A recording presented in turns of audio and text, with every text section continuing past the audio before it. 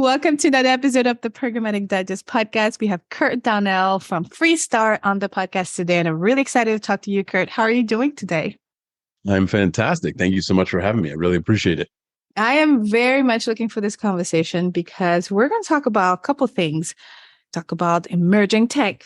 What is the new of the new for Freestar, but also from an industry perspective. And then we're going to talk about this really those dope programs that you have internally to help your team grow and to help acquire more talent without any limitation.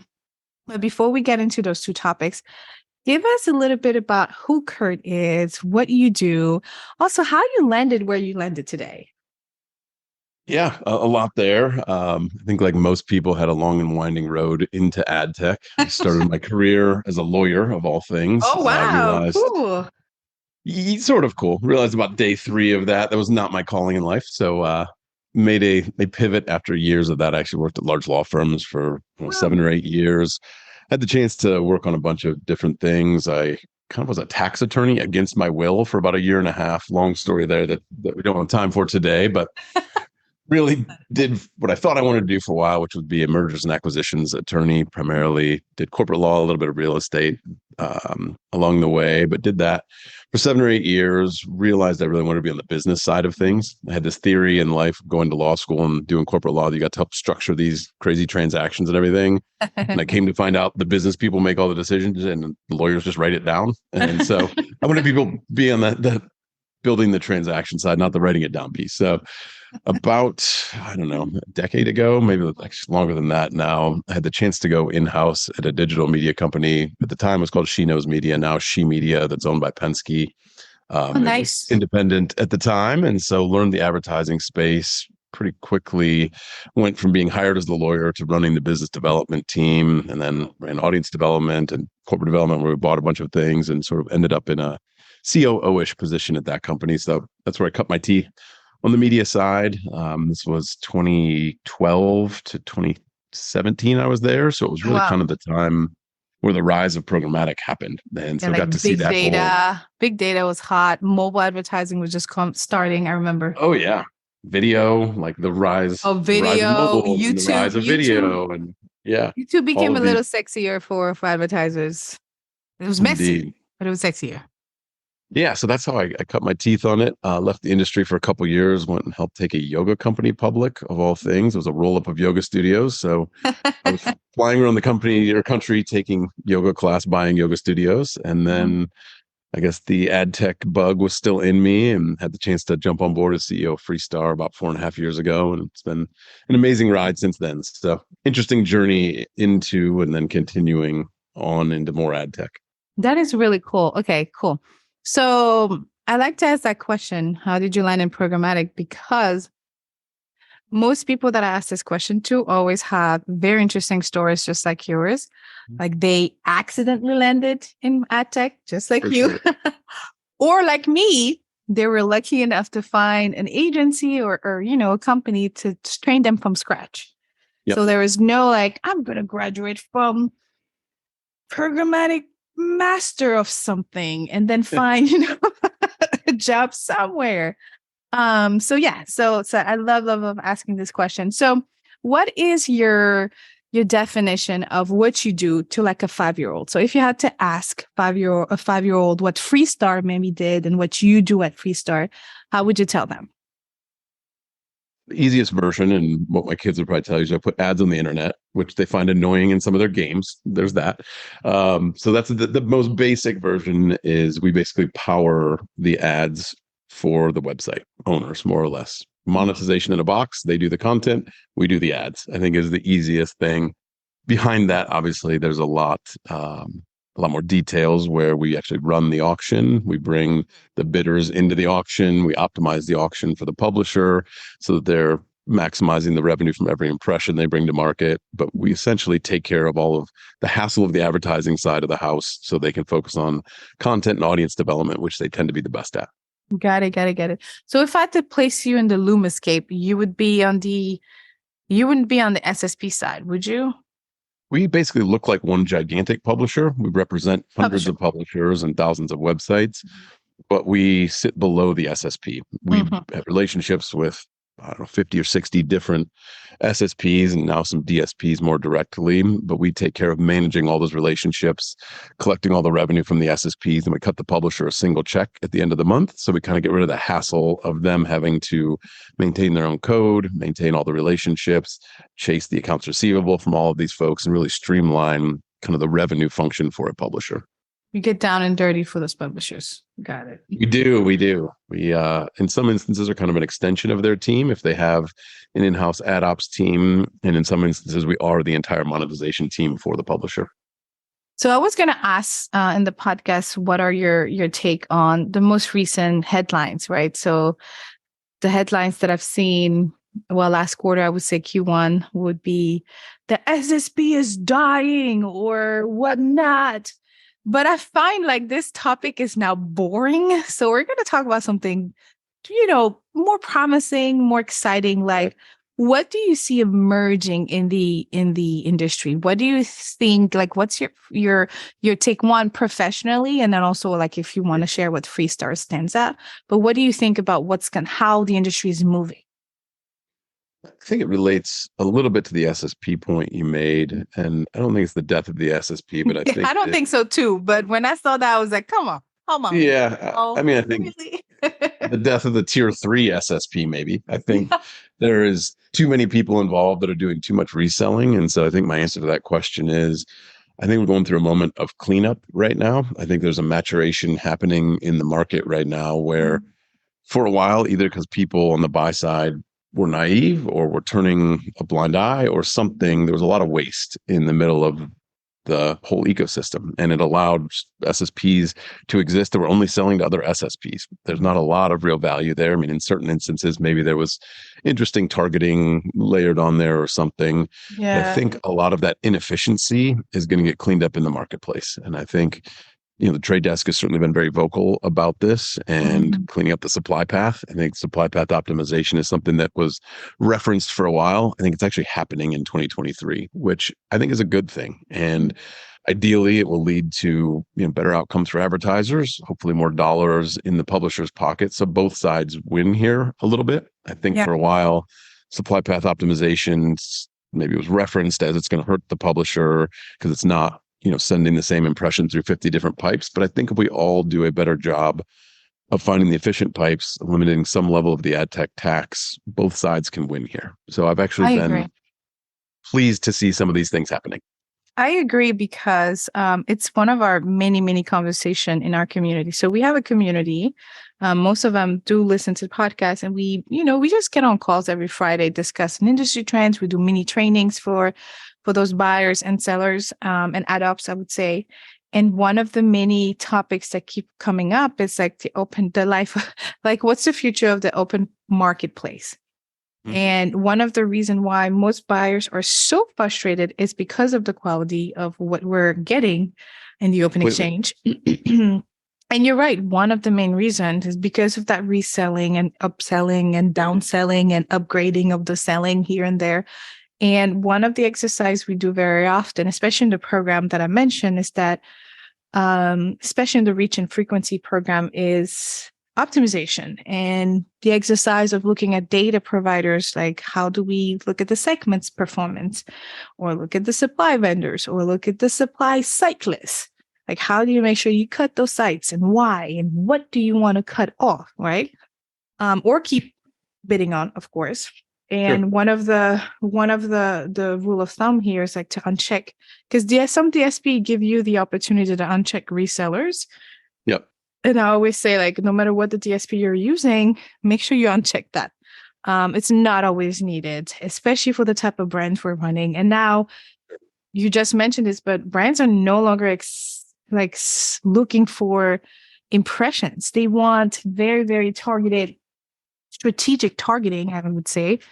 Yeah. And the big numbers are not always sexy on the report anymore. It's that bottom line KPI, like the ROAS or the CPA, or I don't know, the something.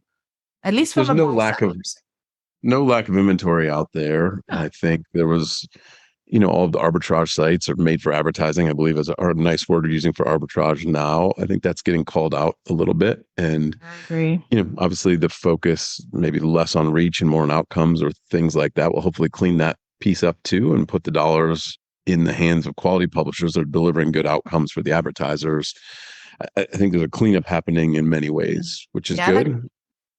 I like what you said about cleanup. I think it's important. So how is talk to us about, because I think in our intro you talked about how you are internally or as a company looking at machine learning and how to efficiently do things for your clients. So talk to us a little bit about what that means. How do you do this?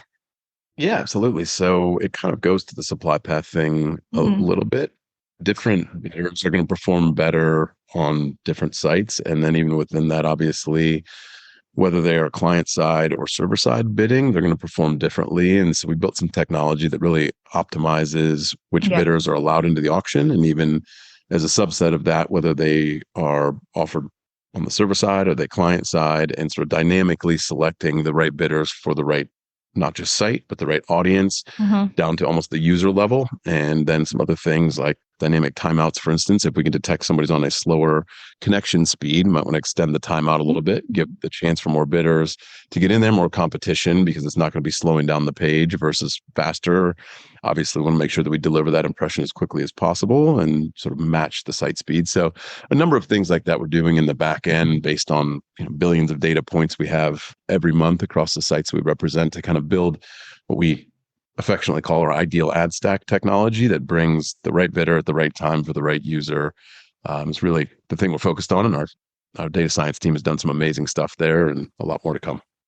And how long did it take to really implement or maybe shift the mindset internally? Maybe shift from, because I'm going to make assumption here, so correct me if I'm wrong, but moving from doing this work manually from a team dedicated to doing this to maybe using this machine learning or this AI or this like automation to make that team efficient. And what happened to this team now? So it's something that we have been thinking about for years, building for, I don't know, a year and a half. We acquired a company that had done some good work in this space and then really implemented. It's been a continual rollout, I guess. Features of this have been rolling out for a while, but taking on more of the true automated dynamic client-side, server-side optimization has been in the last 6 months or so. Yeah.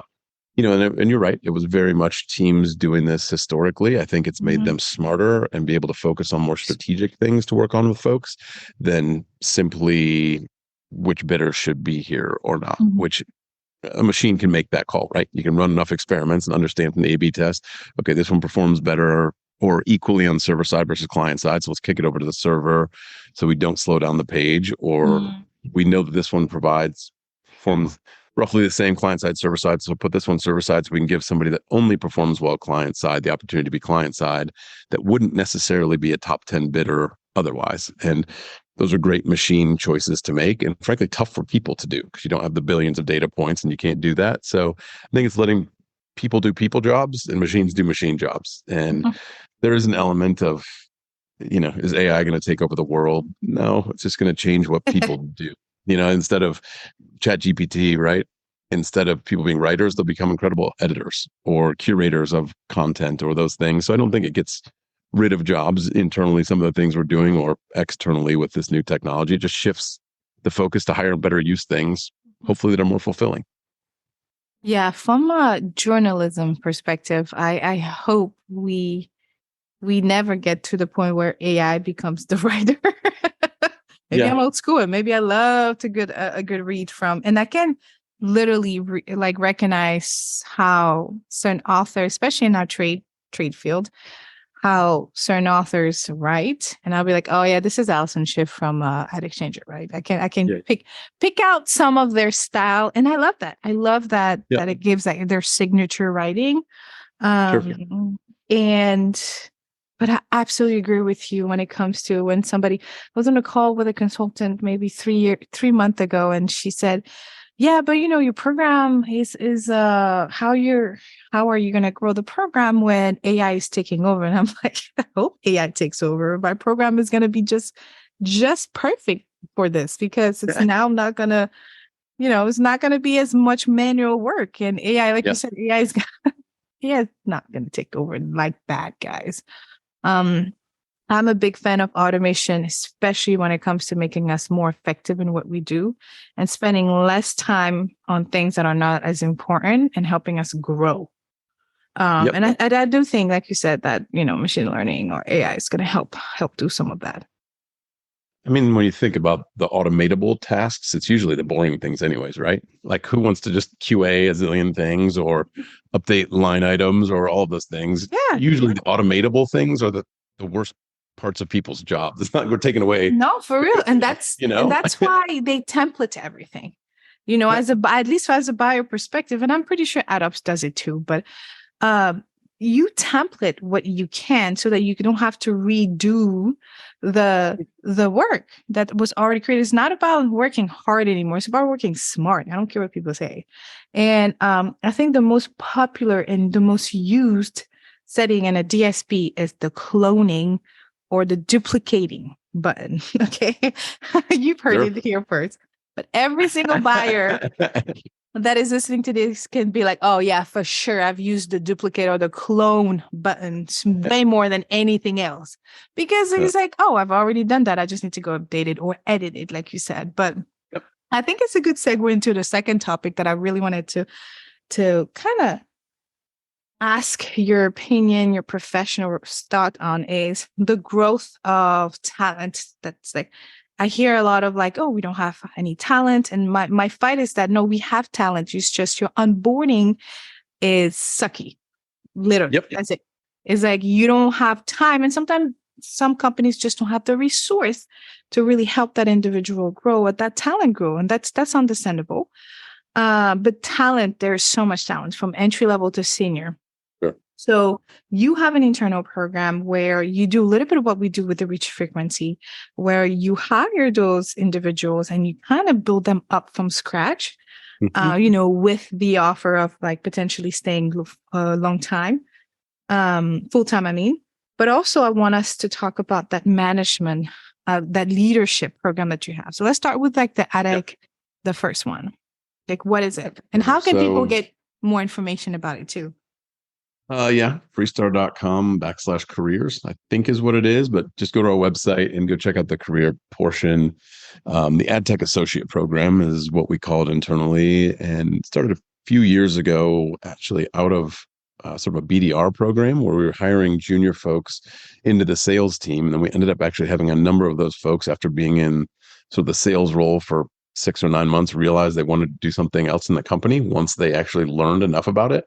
There's plenty of sales jobs out there. And so people came in because they understood sales, came into sales, but then they learned about whether it was on sort of the demand side of our business or on publisher operations or something like that, that they're actually interested in transition. So we found these folks that had no formal ad tech experience, ended up being incredible employees across the organization, but just had never been exposed to this and had no idea they wanted to do it. And so we've actually pivoted that, now formalized it. So about every 6 months or so, 6 or 9 months, I guess, we'll bring in a class of 4 or 5 people from any industry, any experience, anything, that are willing and interested in learning. And so we put them through a 90-day program where they kind of rotate through the different departments in the company, learn everything from product and engineering to revenue operations to sales, and have the chance to sort of sit within those teams. And then at the end of the program, assuming everything went well, which it has every single time so far, they kind of find their forever home in one of the different teams. And it's ranged from people on the audience development side into people on the publisher operations side, and run the gamut. And these people came in not knowing what they wanted to do, but were fascinated by the industry, and by all accounts, it's been wildly successful. So I think it's similar to what you're doing, and giving people that otherwise wouldn't have ended up in this space a proper formal training. I think most of us learned it on the job, made it up Yeah. made it up halfway as we were doing it, and That's the fake it word. till you make it a little bit. We're allowing people to not have to fake it till they make it. They can actually learn it the right way. Right. Yeah. So Practice it's what been you're good. learning. Yeah. What is like one of the challenges you still find with some of those people though?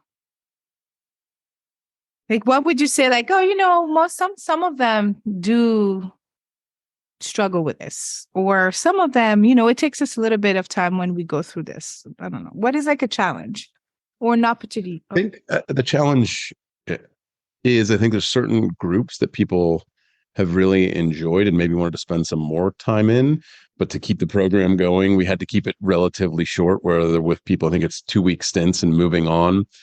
So we maybe need to hone that. If it's very clear that somebody has a passion for one thing, maybe we can kind of short circuit things and Yeah. move them into that group more quickly. I think it's maybe happened once where the person was like, yeah, I knew this is what I wanted to do the whole time. I think everybody else has really enjoyed the holistic view of things. Yeah, I like that. And, we're on our second class right now of doing this. And so, we've got some experience, but not maybe enough to have found the pitfalls or all of the pitfalls yet.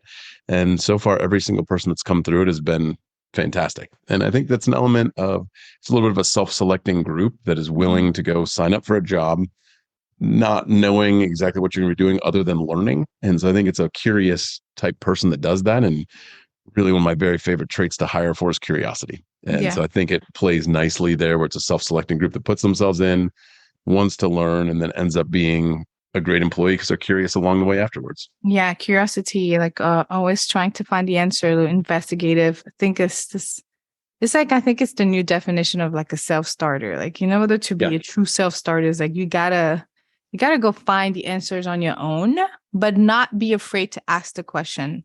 Like I always like when I train, I always like to say, like, when you come across a problem or a challenge, like, time yourself. Don't allow this challenge to be there for more than like 3 hours. Yeah. Maybe 30 minutes should be it. Definitely not more than a day. And then if you're not able to find the answer, then ask somebody. It's about efficiency too. Because I remember as a trader, I would spend a couple days trying to figure it out. I'm like, I must find it. This too shall pass. And then next thing you know, my manager would be like, oh, fam, here you go. And I'm like, oh, should have asked this 2 days ago. Yes, you should have. And he's the one who used to say, like, time yourself. After 2 hours, just chat me, and then I'll get to it when I get to, things like that. But time yourself, folks. You don't have to struggle by yourself. And it's not too long.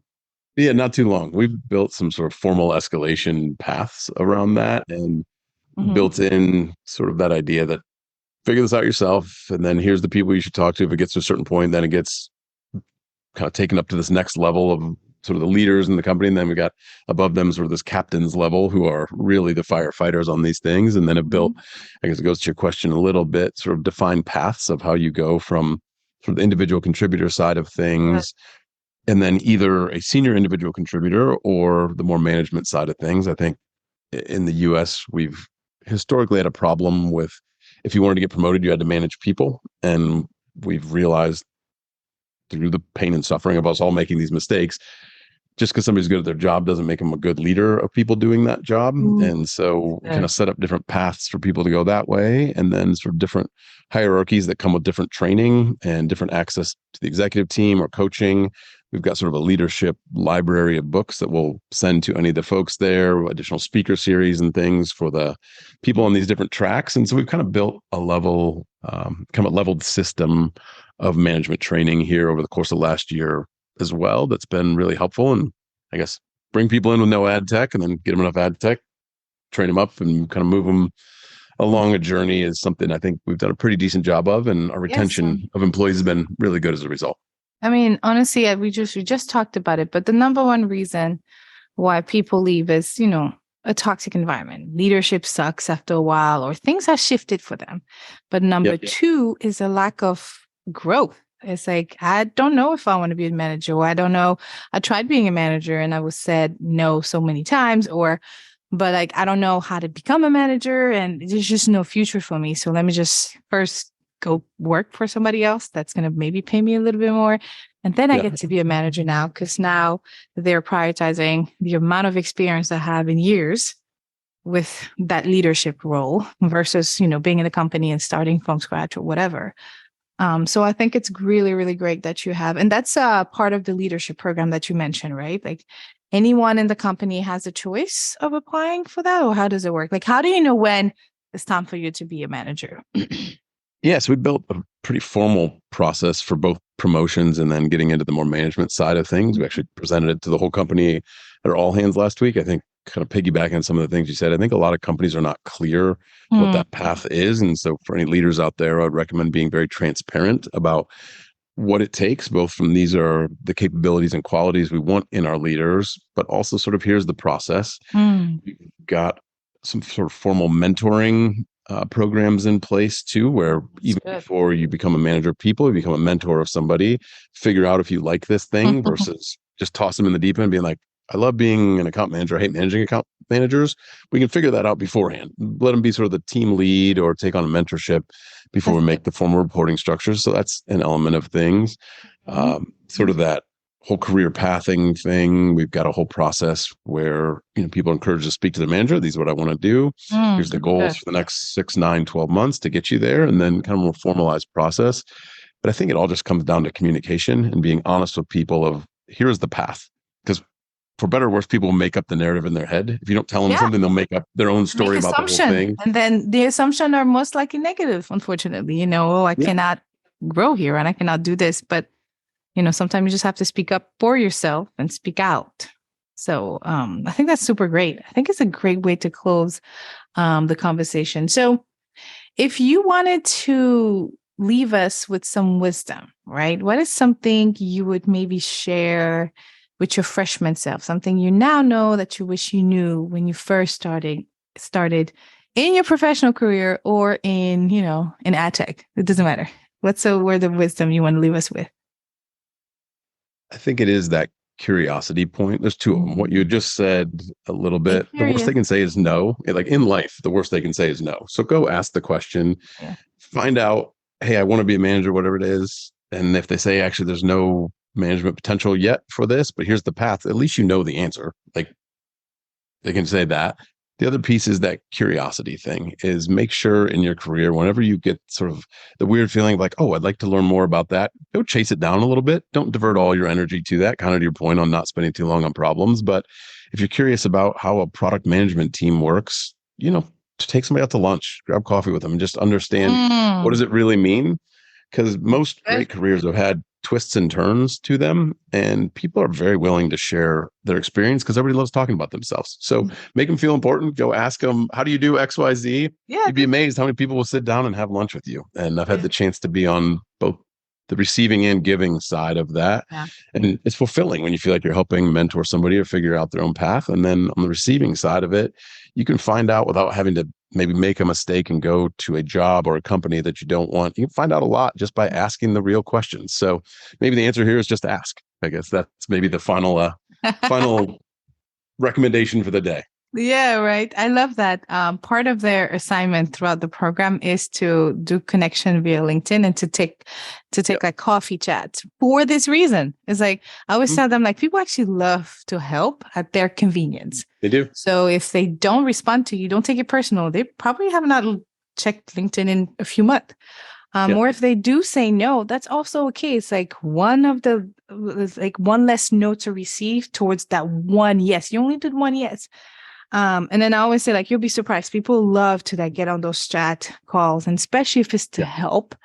And then come with specific questions like, what do you think about this? I'm at this part of this program where I'm learning programmatic. What do you think I should do in order to find a job at the end of the program, or things like that? So thank you so much for sharing some wisdom today. Thank you so much for sharing how amazing what Freestar is doing. I think is really great. I don't think there's enough program like ours out there. And I really commend y'all for doing such a good work. Like, hey, even though it's 3 to 4 people every 6 months, it's still 3 to 4 people that have that exposure. And it's a great way to test your employees too. Like, this is actually a great person. This is probably not for them. But that's a great way to just really, really grow the company in a way that promotes loyalty, but also what is it? It's not, I forgot the word. I'm going to leave with loyalty. I'm going to say loyalty. I think that's great. So It thank is. you so much. I really appreciate the chat here today. And on the flip side, I appreciate what you're doing, teaching people how to do this sort of the right way and more holistically. And maybe folks can avoid some of the potholes you and I probably hit along the way. Oh yeah, I'm really frank in this program. I'm like, this is not your typical YouTube lessons, y'all. I love it. But you will find out the good, the bad, the ugly, and the sexy about programmatic. And these are all the mistakes I make. You don't have to make it because here's how I fixed it. So even though it's a little bit focused on the buy side at the moment, it's definitely had great success and it's growing. So I'm really, really proud of where we're heading. But also, like I said, we'll definitely keep in touch with Kurt, because I think he brings a lot of leadership and a lot of wisdom to the industry. So if you have any questions about what Kurt is doing, the Freestar program, I will have all of the links in the show notes of the audio or on the YouTube description. And then if you want to keep in touch with Kurt, I'll drop his LinkedIn. How else can they keep in touch with you, Kurt, if they want to reach out to you? Yeah, LinkedIn is great. Obviously, there's various links on the website to contact the folks across the organization. So please reach out, whether you are an advertiser looking to advertise or an employee. We've even got a dream job post up there. If you're just interested in learning more about Freestar, please apply and we will see if we've got the right fit. Oh, that's super cool. Well, great. Well, thank you again for dropping Awesome. by, and we'll talk to you soon. Indeed, really enjoyed it. Have a great day.